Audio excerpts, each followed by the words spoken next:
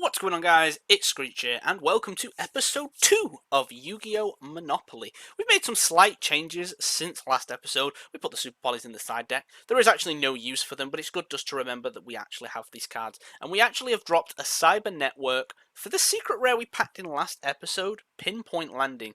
This thing lets you draw a card every turn that you special summon exactly one card from your hand, and usually doesn't have much use. But it then comes to me that Cyber Dragon summons from hand, Windjammer summons from hand, and Elton summons from hand. So we could potentially trigger this multiple times, and I feel like the draw actually might come of use and help us see Power Bond and Limited Removal a little bit faster to potentially win the game.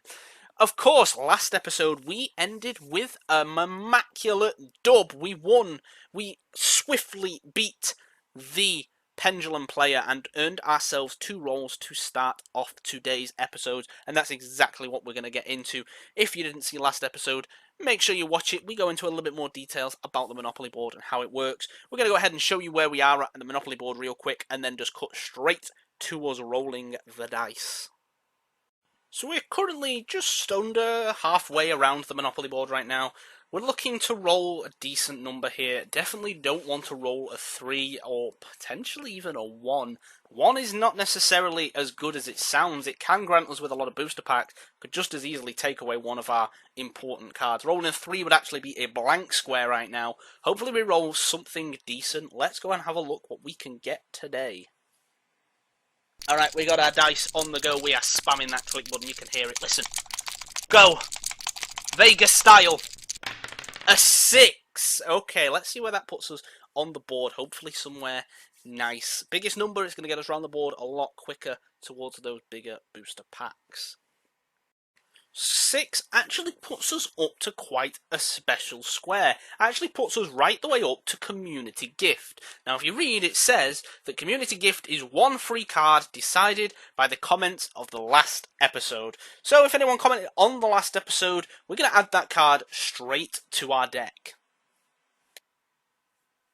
So even though that we did just get a roll that actually gives us potentially any card, we get another one. We did win. And that is going to be a 1. Simple 1. Nice 1 square across. Well, 1 square across. I'm sure you could work it out yourself. We were on Community Gift. We're now on 3 reprint set packs. Now, the reprint set packs did very well for us last episode. Hopefully, they can do just as well now. Let's head over to the Yu-Gi-Oh! Simulator and open up our packs. Alright, so we have 3 reprint packs to open. Now, I'm going through the reprint sets. Of course, you got things like Fist of the Gadget, Mystic Fighters. Some of the other sets that we haven't opened. Of course, we are only in the 2nd episode. Even Genesis Impact is a side set. It doesn't come under a core set, so it kind of comes under the reprint set. Has some really good staples in, like the Nightmares. Dual Power is heavily persuaded. It has a lot of hand traps in it. Dual Overload is making the most sense and probably what I'm going to go for. On top of that, we do also have... these come under Mega Packs. I didn't know that. What else do we have? We do also have Maximum Gold and a couple of other Gold Series packs as well. Maximum Gold is a really good set. I'm thinking I'm going to go Dual Overload then. I think 3 more packs of this. Another Cyber Emergency. Oh, it was worth it just for this. Omega as well. Terraforming, although Cyber Dragons don't really have a field spell.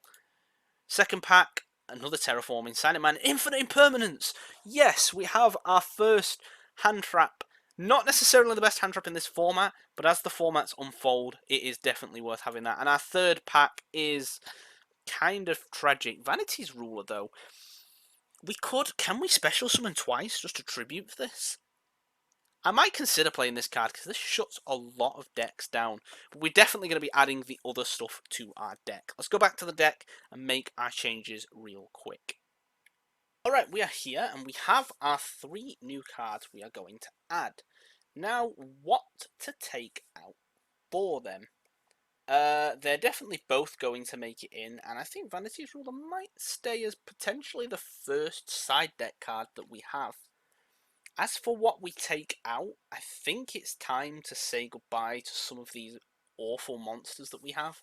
Cyber Emergency is such a good card, it's going to just increase the consistency so much. So I think we're going to drop a Shining Angel and a Phoenix. Keeps it at a nice 40. And hey, 2 Cyber Emergencies right now. We're actually beginning to look a little bit more consistent, and I'm looking forward to this first game.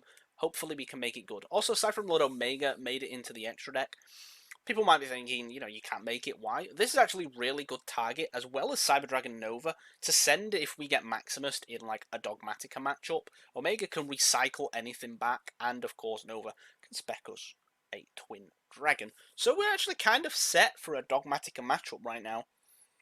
Funnily enough, we played one last game, but we just didn't get anywhere with it. Hopefully we can do a little bit better this episode. Let's get into the first game and go and earn ourselves some more dice rolls, hopefully for some more packs. Okay, so the first game of the episode. I've opted to do it like this time, where we basically play the game, and we're going to go ahead over it on the replay. This way we can show what our opponent had in hand and everything else. So we win the rock, paper, scissors, and opt to go second. We're going to go ahead and hit show both hands here, and we can see that he is actually playing Violon, a deck I don't remember I've ever played. He actually sets the Shining Angel and passes over to us.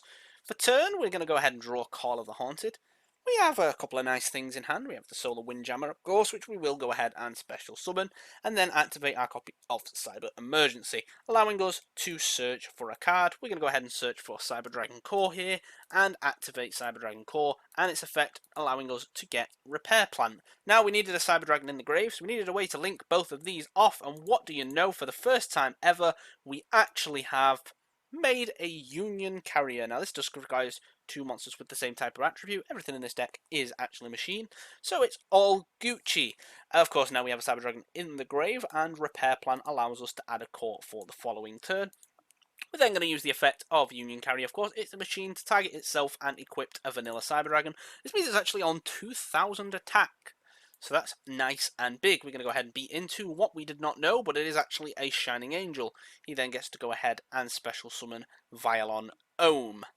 We're going to go ahead and set a couple of cards and pass to our opponent, who has a lot of things in hand. He's going to start by activating Violon Cube and then declaring that he is Synchro Summoning. He's going to go ahead and Synchro into Violon Sigma and use the effect of Cube, allowing him to get an equip spell and add it to his hand. He then goes ahead and equips just about every card from his goddamn hand to the deck, from his hand to the card, making it significantly higher. One of these actually gives it 600 attack, this one here, Violon Material. Then, of course, he declares the effect of Violon Sigma. When this card declares an attack, you get to just equip any card. What does he get? A Mage Power. This thing now gains 2000 attack, so we lose a lot of life points here, 2400. But it is okay. We're going to go ahead and banish everything that we have, all of the machines we have, to go ahead and special summon our Cyber Eltonen. He's going to go ahead and get rid of his entire board here, and of course he gets the effect of all the Violons when they're destroyed, allowing him to add basically new ones to his hand. So he had a bunch of Violons. We're going to go ahead and normal summon Core, use its effect. We're going to get our second copy of Cyber Emergency, use the Cyber Emergency, and get a Dry. The idea of this was that we can Dry next turn to make a Nova. We go ahead and declare an attack, declare another attack, the attack goes through, we're going to set the imperm we drew for turn and pass to our opponent. He's going to start by normal summoning, activating Violon Elton, and then normal summoning Violon Stella, attacking into the core and passing over to us. We are going to Call off the Haunted, back the core, and draw MST for turn. Now we're going to MST the back row, just make sure we don't have to deal with that, and use the effect of Dry, making all the Cyber Dragons level 5. This means we can actually make Nova. We attack for 600 points of damage here, and then, of course, 2100. Now we were a little bit short of using the effect here to make it 4200 and actually winning. He's going to go ahead and start by activating Violon Element, then go ahead and normal summoning Violon Cube, before activating a bunch of equipped spells from his hand, making it really big, immune to targeting, and actually popping all of my face down back row.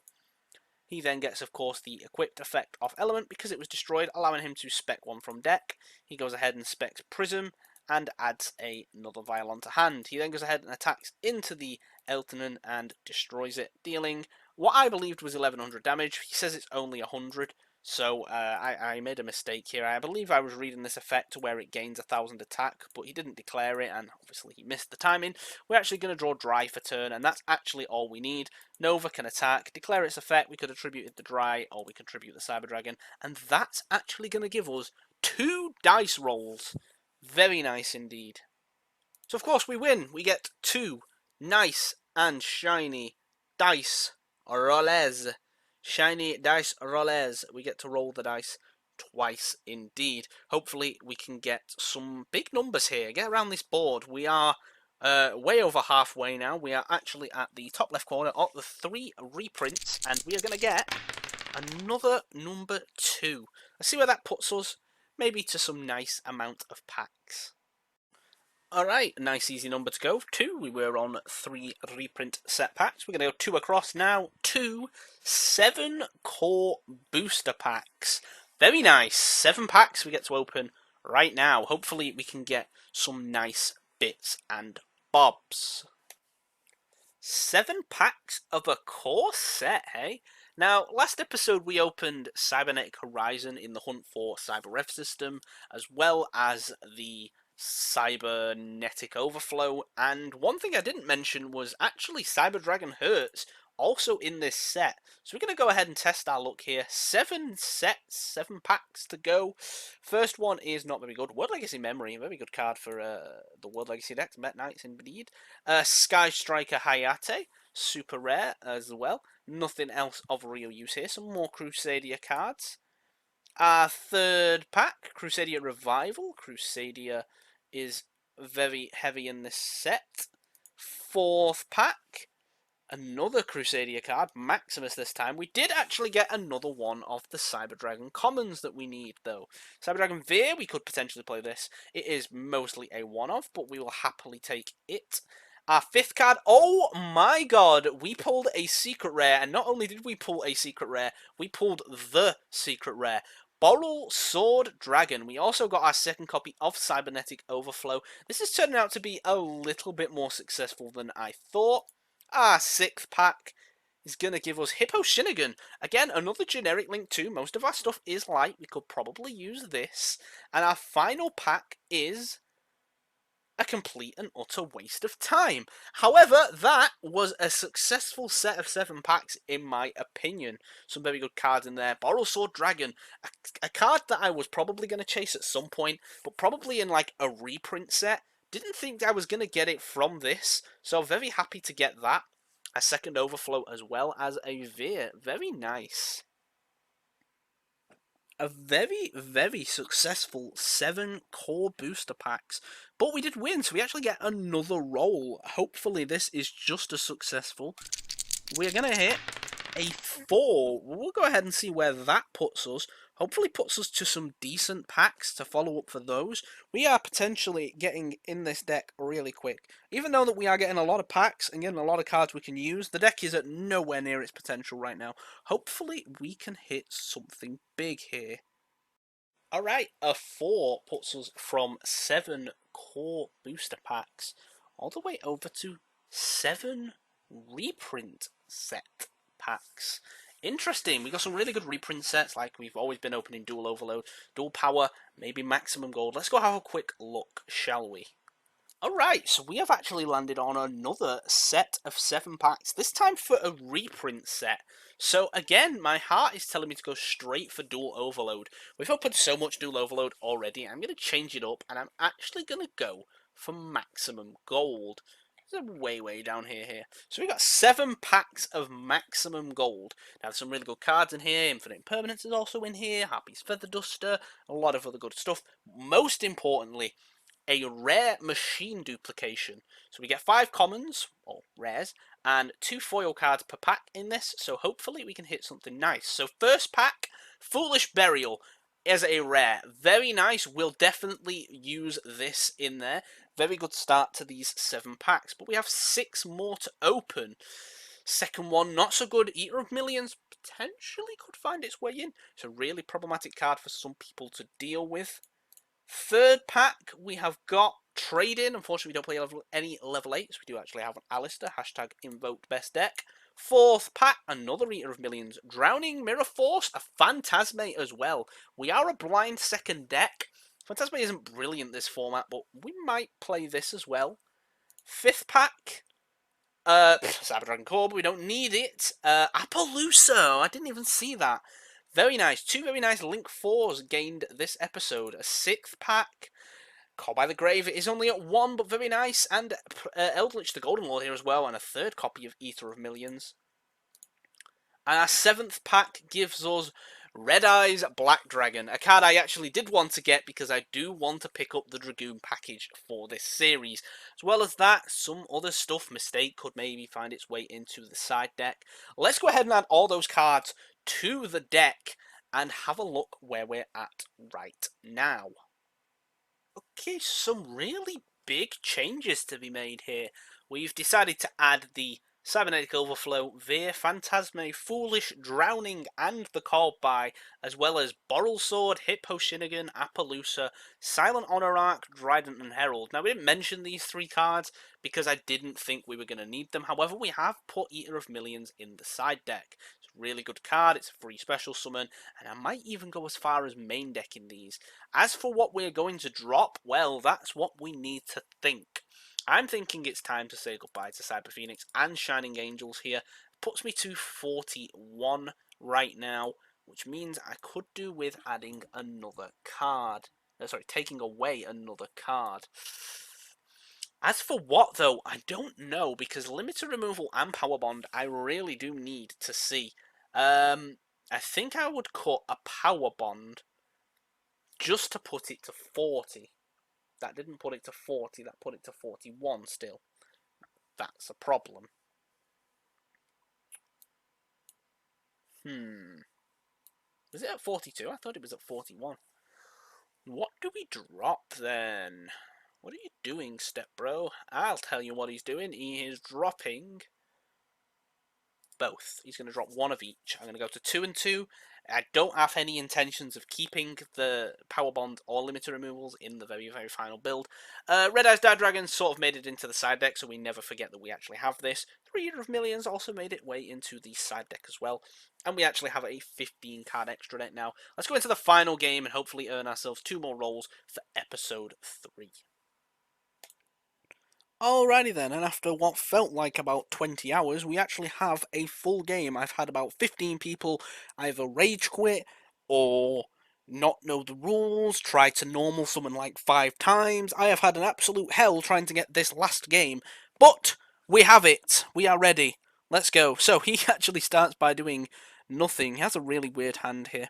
And he's going to go ahead and pass to us. We're going to fast forward because all we do is normal summon Proto Cyber Dragon and set 2. Then all he does is normal summon and attack. Then all we do is special summon and attack. Yeah, it's Caveman Yu-Gi-Oh! In a nutshell. Alright, so here comes his first sort of combo here. He uses the Quackamira card to add himself a Urnite, and then uses the effect of Urnite, revealing one to spec any. Now, he tries to Urnite 3 times, but doesn't realise that he can't do it self, so in the end, he only ends up going for the Crusader.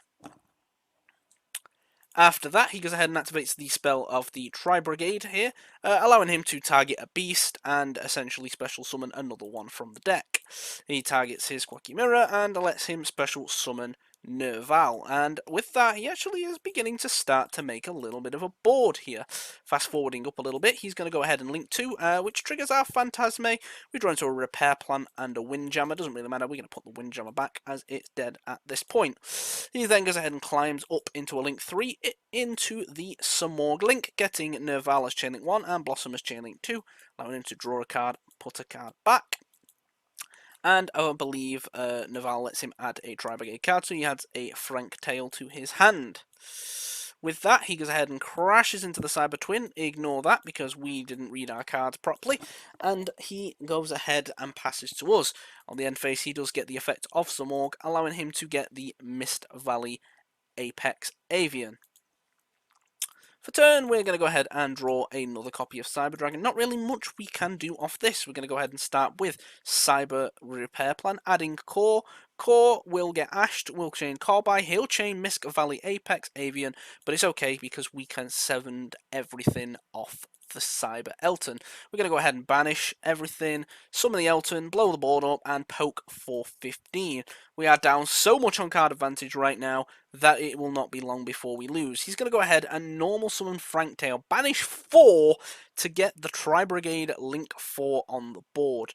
And it's pretty much game at this point. He goes ahead and banishes the banishes the Drowning, then goes ahead and attacks over the Cyber Elton and attacks directly.